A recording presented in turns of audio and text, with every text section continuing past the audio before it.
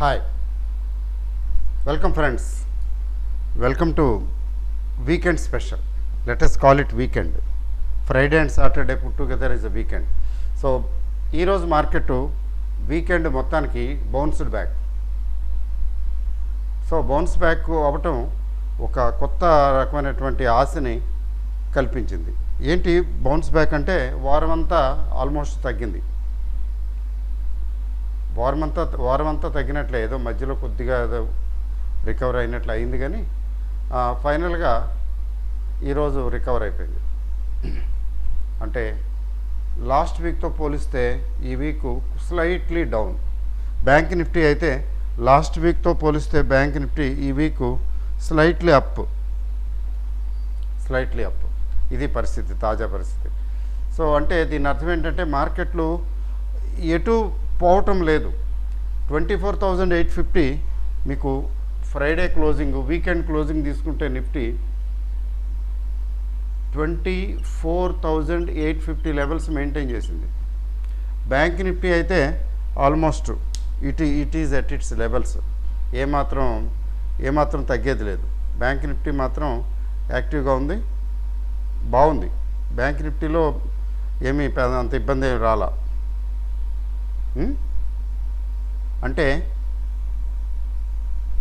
దీని అర్థం ఏంటంటే మార్కెట్లో సెల్లింగ్ ప్రెషర్ ఏం లేదు. మార్కెట్లో సెల్లింగ్ ప్రెషర్ లేదు. అంటే షార్ట్ కవరింగ్ చేసుకుని 21,800 ఆ రేంజ్ నుంచి అక్కడి నుంచి షార్ట్ కొట్టిన వాళ్ళ పరిస్థితి ఏంటంటే ఆందోళనకరంగా తయారైంది కదా. సో ఆందోళనకరంగా తయారవడంతో వాళ్ళు అంటే అంత స్ట్రెంగ్త్ షార్ట్ సెల్లింగ్ చేయడానికి అంత ధైర్యం చేయలేకపోతున్నారు. బ్యాంక్ నిఫ్టీ తీసుకుంటే 55,400.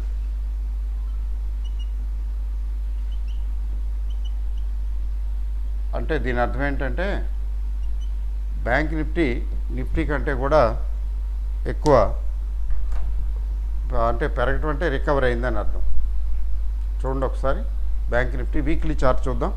So let us see weekly chart, ఎందుకంటే ఓవరాల్గా వీక్ పొజిషన్ ఏంటో తెలుస్తుంది కదా.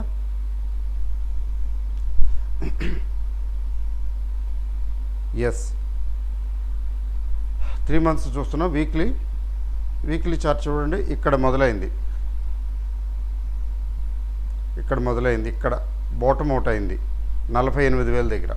బ్యాంక్ నిఫ్టీ 48,000 దగ్గర బాటమ్ అవుట్ అయ్యి అక్కడి నుంచి ఫైనల్గా 56,000 దాకా వెళ్ళింది.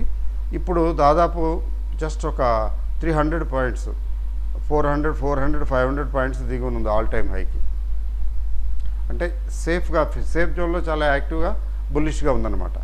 మరి ఈ వారం ఏం జరిగిందంటే ఇది 54,500 రేంజ్కి వచ్చింది, కానీ అక్కడి నుంచి మళ్ళీ రికవర్ అయ్యి ఎక్కడైతే ఓపెన్ అయిందో అక్కడికి వెళ్ళింది, డోజీ ఫార్మేషన్కి వచ్చింది. డోజీ ఫార్మేషన్ రావటం అంటే ఏంటంటే నెక్స్ట్ వీక్ ఏమిటో చెప్పలేము, కానీ ప్రస్తుతానికైతే మాత్రం ఈ వారం మాత్రం no loss no gain, profit లేదు లాసు లేదు అని సూచిస్తున్నది.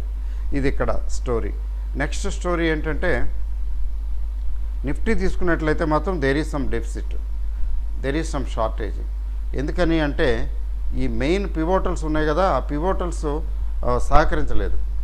అదర్ దాన్ బ్యాంకింగ్ స్టాక్స్ అవి సహకరించలేదు. అంటే చెప్పాలంటే రిలయన్స్, టీసీఎస్ లాంటివి సహకరించలేదు. దానివల్ల పికప్ అయ్యాయి కానీ అంతగా అవ్వలేకపోయాయి. చూడండి లాస్ట్ వీక్ బాగుంది, ఈ వారం చూడండి, ఈ వారం లాస్ట్ వీక్ ఓపెనింగ్కి దగ్గరగా వచ్చింది. కానీ అక్కడి నుంచి 24,450 రేంజ్కి అక్కడి నుంచి మళ్ళీ మొత్తానికి ఫైనల్గా రికవర్ అయింది. లాస్ట్ వీక్ క్లోజింగ్ లెవెల్ నుంచి ఇది తగ్గి 24,850 రేంజ్, అంటే సుమారుగా ఒక 150 పాయింట్లు, చెప్పాలంటే సుమారుగా 150 పాయింట్లు వీక్ లాస్ అయింది. Only 150 points. అంటే లాస్ అంతా కూడా రికవర్ అయింది ఓవరాల్గా. ఇది డైలీ చార్ట్ చూస్తే తెలుస్తుంది ఏ రోజు పెరిగింది ఏ రోజు తగ్గింది అనేది. ఇది 3 మంత్స్ చార్ట్ కాబట్టి పెద్ద పెద్ద క్యాండిల్సే కనపడతాయి. అది చూడండి. లాస్ట్ వీక్లో Monday, Tuesday, Wednesday, Thursday, Friday ఈ 5 సెషన్స్లో 1 2 3 4 5 ఒక సెషను నామినల్, రెండో సెషను పడిపోయింది, గట్టిగా పడేశారు. మూడో సెషన్ కొద్దిగా రికవర్ అయింది. నాలుగో సెషన్ మళ్ళీ కొద్దిగా పడేశారు. ఐదో సెషన్ మళ్ళీ పెరిగింది. అంటే 5 సెషన్స్లో 2 సెషన్స్ కొద్దిగా రికవరీ, 3 సెషన్స్ డౌను. అయితే పెరిగిన సెషను తగ్గిన సెషను రెండు కూడా కొద్దిగా ఎక్కువే. ఈరోజు పెరిగింది 200 పాయింట్లు పైన పెరిగింది. మొన్న మధ్యన తగ్గింది 200 పాయింట్ల పైన తగ్గింది. ఇది స్టోరీ. అయితే థర్స్డే సెటిల్మెంట్ రోజు ఏం జరిగింది చూడండి. ఇక్కడ థర్స్డే సెటిల్మెంట్ రోజున కొంచెం తగ్గింది, బాగానే తగ్గింది, కానీ కొంచెం తగ్గిన ఫైనల్గా కొద్దిగా రికవర్ అయింది. తగ్గి రికవర్ అయింది. దాని ఇంపాక్ట్ ఈరోజు చూపించింది. అంటే షార్ట్ కొట్టిన వాళ్ళు షార్ట్ను మెయింటైన్ చేయలేరు కదా, అందుకని ఏం చేస్తున్నారు, దే ట్రై టు కవర్. అయితే ఈ గందరగోళం అంతా ఏంటి జరిగింది అంటే, లాస్ట్ వీకు తాజాగా ఏంటి కారణాలంటే, ఒకటి అమెరికన్ ఆర్థిక స్థితి అంటే ఫిజికల్ డెఫిసిట్ చాలా ఎక్కువ ఉంది. అమెరికాలోను జపాన్లోను బాండ్ ఈల్డ్స్ పెరిగిపోతున్నాయి రికార్డ్ లెవెల్స్లో అనేది. That fear gripped the market. మీకు నిఫ్టీ, మీకు ఎఫ్ఐఐస్ లాస్ట్ వీకు 15,000 కోట్ల వరకు అమ్మారండి. చూసారా, 15,000 కోట్ల వరకు అమ్మారు. అంటే ఈరోజు ఏం జరిగిందని తెలియదు, కానీ నిన్నటి వరకు తీసుకుంటే 15,000 కోట్లకి అమ్మారు. 2 రోజులండి గట్టిగా. మీకు మార్కెట్ పడిన రోజు అంటే మంగళవారం అనుకుంటాను, 10,000 కోట్లు అమ్మారు. మళ్ళీ థర్స్డే నిన్న 5,000 కోట్లు అమ్మారు. చాలదా? ఈరోజు తాజా పరిస్థితి తెలీదు. అంటే ఒక వారంలో 15,000 కోట్లు అమ్మాల్సినటువంటి పరిస్థితి ఏంటంటే, వాళ్ళు దే ఆర్ సూపర్ సెన్సిటివ్. అక్కడ బాండ్ ఈల్డ్స్ పెరిగిపోతున్నాయి, సో ఇక్కడ లాభం లేదు అని తీసేశారు. కానీ మళ్ళీ డొమెస్టిక్గా మనకి వాళ్ళంత డిమాండ్ ఉంది. ఎందుకంటే we have a lot of money to buy stock మార్కెట్లో బోల్డ్ అంతమంది ఎంటర్ అవుతున్నారు, ఇన్వెస్ట్ కూడా చేస్తున్నారు, కొంటున్నారు. అది వీళ్ళు సిప్ మోడ్లో బోల్డ్ అంతా ఇన్వెస్ట్ చేస్తున్నారు. Lot of money is going in to SIP mode. Mutual funds Sahih high. మీరు గమనించారు, ఆ క్రికెట్లోనూ అక్కడ ఇక్కడ ఈ అడ్వర్టైజ్మెంట్స్ చాలా ఎక్కువగా, మ్యూచువల్ ఫండ్స్కి అడ్వర్టైజ్మెంట్స్ చాలా వచ్చాయి కదా, అవేర్నెస్ పెరిగింది బాగా. చాలామంది మ్యూచువల్ ఫండ్స్లో పెడుతున్నారు, సిప్ మోడ్లో పెడుతున్నారు. ఆ సిప్ మోడ్లు మార్కెట్లు తగ్గినప్పుడు కూడా సిప్ మోడ్లో మీ ఇన్వెస్ట్మెంట్స్ వెళ్ళాయి, కానీ పడిపోలేదు ఆల్మోస్ట్. దాంతో ఏంటంటే ఇన్వెస్ట్మెంట్ మీకు ఎప్పుడైతే సేఫ్గా ఉందో, ఫండ్స్ ఫ్లో ఎప్పుడైతే ఉందో మార్కెట్లోకి, ఇంటూ ది మార్కెట్, ఆ మార్కెట్ నిలబడుతుంది న్యాచురల్గానే. తర్వాత చాలా షేర్లు చాలా బాగా పెరిగాయి కదా, మధ్యలో తగ్గాయి. జనవరి నుంచి మార్చి వరకు కొద్దిగా ఇబ్బందే. ఫస్ట్ అక్టోబర్ లెవెల్లో తగ్గి డిసెంబర్ లెవెల్లో కొద్దిగా రికవర్ అయ్యింది, మార్కెట్కి పర్వాలేదు అనుకున్నారు. ఆ తర్వాత జనవరి నుంచి గట్టిగా తగ్గడం జరిగింది, కొన్ని బాగా తగ్గాయి. So this is after that 21,700 చూసాం మనం. అంటే election counting date election counting date June 4వ తారీఖున అనుకుంటాను. అప్పుడు అప్పుడు స్టీప్గా దిగి వచ్చింది కదా, ఆ లెవెల్కి మళ్ళీ వెనక్కి వచ్చేసాం. మళ్ళీ అక్కడి నుంచి వెనక్కి తిరిగి చూడకుండా 25,200కి వచ్చాం. అంటే ఇది ఇంత స్టీప్గా పెరగడానికి కారణం ఏమిటి మార్కెట్ అంటే, మార్కెట్లో షార్ట్ కవరింగ్, తర్వాత ఇండియన్ మార్కెట్ మీద ఉన్నటువంటి కాన్ఫిడెన్స్. ఈలోగా మధ్యలో ఎఫ్ఐఐస్కి అర్థమయ్యి మళ్ళీ బయింగ్ మొదలుపెట్టారు. ఎఫ్ఐఐస్ బై చేశారు ఈసారి. అయితే ఇప్పుడే ఈ వీక్ మాత్రమే వాళ్ళు ఒక 15,000 కోట్లకి దగ్గర అమ్మారు. అదొకటే నెగిటివ్ న్యూస్. టెంపరీ, ఇవాళ అమ్ముతారు రేపు కొంటారు, వాళ్ళ ఇష్టం, అట్లా చేస్తుంటారు. But you see last year 1 ఇయర్లో FIIs 1 year FIIs sold 1.24 lakh crore అండి సుమారుగా, plus or minus. More than 1 lakh 120 అనుకోండి, పోనీ 120 lakhs 120 లక్షల కోట్లు అమ్మారండి సంవత్సరంలో. 120 లక్షల కోట్లకి అమ్మారండి, చూడండి. But you see we had the last laugh money. DIIs ఏం చేశారు, at the same time bought. మన డిఐఎస్ ఎంత కొన్నారంటే, మీరు వెళ్ళిపోండి, పట్టుకెళ్ళిపోండి మీ డబ్బులు మీరు అని చెప్పి వాళ్ళు అమ్ముతుంటే కొనేస్తే ఎంత కొన్నారంటే 2.2 అనుకోండి, 2.2 లేదా 2.3 lakh crore, అంటే ఆల్మోస్ట్ డబుల్. ఎందుకు లెక్కలేయటం, ఆల్మోస్ట్ డబుల్ ది అమౌంట్ పెట్టి మన వాళ్ళు కొన్నారు. అది ఆ కొనటం అనేది దానివల్ల మార్కెట్లో నిలబడి మొత్తానికి ఫైనల్గా ఏంటంటే నథింగ్ హ్యాపెండ్. 26,200 నుంచి తగ్గింది, కరెక్షన్ వచ్చింది ఒక 15% కరెక్షన్ జనరల్గా వస్తుంది, 10% 15%. ఆ తర్వాత మళ్ళీ ఒక 25 to 30%, 20 to 25% ఏమో రికవర్ అవుతుంది. అంటే నెట్ ఎఫెక్ట్ ఏమవుతుంది మీకు, 22,000 నుంచి, చాలా జాగ్రత్తగా చూడండి స్టాటిస్టిక్స్, మీకు 25,000 ఇక్కడ రాస్తాను.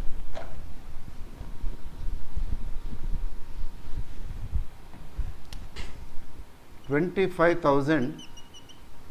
25,200 నుంచి 15% పడిపోయింది.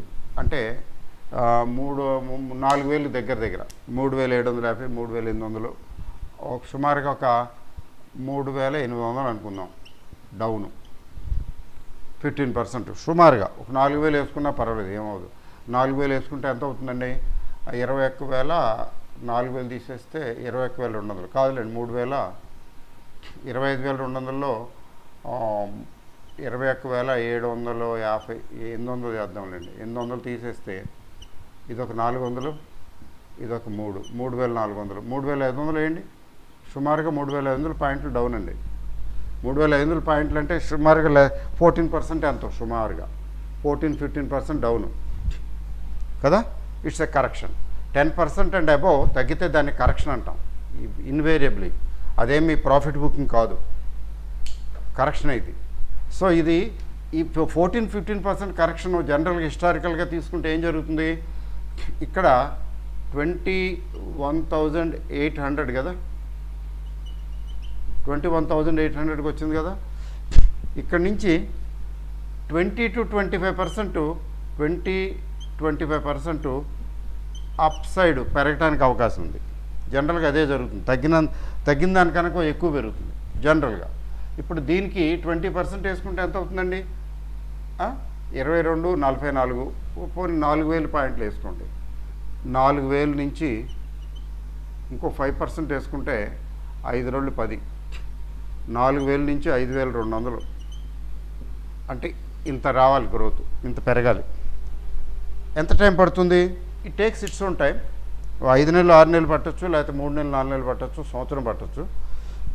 సో ఇది దీని ప్రకారం తీసుకుంటే అప్పర్ సైడ్ 5,200 బదులు 5,000 వేద్దాం. అప్పుడు ఎంత అవుతుందండి, 21,800కి 5,000 26,800.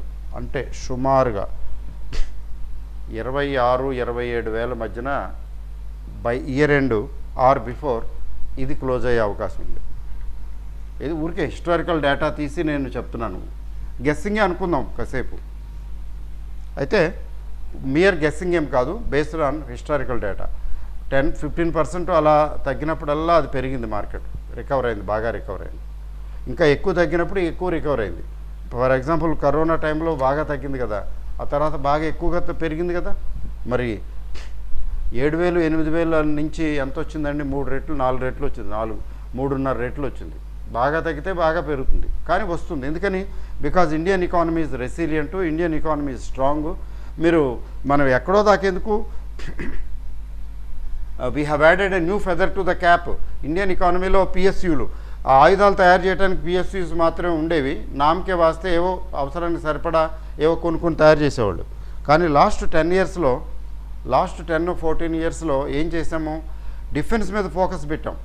డిఫెన్స్ మీద ఫోకస్ పెట్టి ఎలాంటి తయారు చేసాము లాస్ట్ 10 ఇయర్స్లో చూడండి. మీరు ఇప్పుడు జస్ట్ మెరుపుదాడిలాగా యుద్ధం చేశాం కదా, చిన్న యుద్ధం పాకిస్తాన్ తోటి, ప్రపంచం అంతా గగ్గోలు ఎత్తిపోయింది, బాబోయ్ అంటే ఇండియా ఇంత స్ట్రాంగ్గా అని. నిజం చెప్పాలంటే అగ్రరాజ్యాలే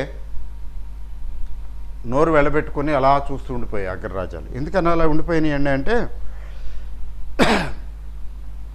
బికాజ్ మనం ఈ డిఫెన్స్ అంత బాగా డెవలప్ చేసాం. ఇప్పుడు లేటెస్ట్ ఏంటి position, there are so many enquiries with the government of India. మాకు అది అమ్ముతారా, ఇది అమ్ముతారా, దాని రేట్ ఎంత, దీని రేట్ ఎంత అని. ప్రపంచంలో ఎన్నో దేశాలు ఉన్నాయి కదండి, ఆయుధాలు అవసరమే కదా, కొనిపెట్టుకుంటారు. ఎప్పుడు ఎలా ఉంటుందో తెలియదు కదా. ఇప్పటి వరకు అమెరికా, రష్యా, ఫ్రాన్స్, కొద్దిగా యూకే, జర్మనీ ఉన్నాయనుకోండి, నథింగ్. ముఖ్యంగా అమెరికా, రష్యా, ఫ్రాన్స్ లాంటి చైనా జాయిన్ అయింది కదా లాస్ట్ 5-7 ఇయర్స్లో. ఇట్లా చెప్పాలంటే ర్యాంకింగ్ ఇవ్వాలంటే అమెరికా, రష్యా, చైనా, తర్వాత ఫ్రాన్స్, ఈ 3 దేశాలు కొద్దిగా ఎక్కువగా యాక్టివ్గా ఉన్నాయి. అఫ్కోర్స్ యూరోప్లో యూకే అవి కూడా ఉన్నాయనుకోండి, జర్మనీ కూడా కొద్దిగా. బట్ ఇప్పుడు ఏంటి జరుగుతున్నది, ఇండియా ఆల్సో జాయిన్ నౌ. ఇప్పుడు ఎట్లా ఉంటుందంటే రానున్న కాలంలో ఇంకా ఎలా ఉంటుందంటే America, Russia, China, India is going to the 4th place. ఎకానమీలో కూడా ఇండియా 4th ప్లేస్లోకి వచ్చేస్తున్నది త్వరలో. 5th ప్లేస్లో ఉన్నాం మనం. జీడిపి గ్రోత్ అనండి, ఇదనండి, మనం 4th ప్లేస్కి దగ్గరలో ఉన్నాము. ఇప్పుడు ఆయుధాలు, ఆర్మ్స్ అండ్ ఎమ్యునిషన్లో కూడా, డిఫెన్స్లో కూడా, డిఫెన్స్ క్యాపబిలిటీ, సైన్స్ అండ్ టెక్నాలజీలో కూడా ఇప్పుడు దాదాపు మనం ఆ స్థానం 4th ప్లేస్కి వచ్చేసాం. And soon we will be number 3 also. ఎకానమీలోనే కాదు, డిఫెన్స్ సిస్టంలో కూడా. ఎందుకంటే మనం ఆయుధాలు తయారు చేసి అమ్మి కూడా డబ్బులు సంపాదిస్తాం. చూసారా పిఎస్యూస్ అన్నీ, చూసారా పిఎస్యూ స్టాక్స్ ఎందుకు అలా పెరుగుతున్నాయి, ముఖ్యంగా డిఫెన్స్వి.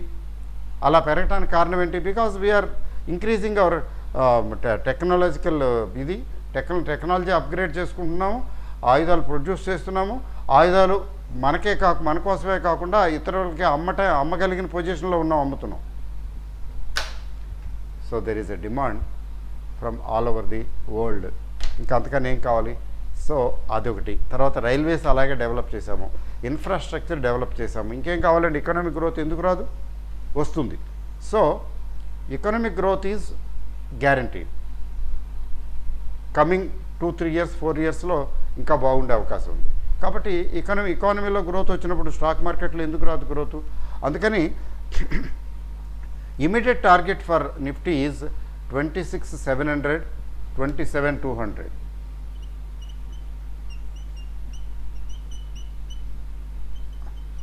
ఊరికే ఇంట్యూజివ్గా అలా వచ్చేసినాయి ఈ ఫిగర్స్, అలా చెప్పేస్తున్నాను.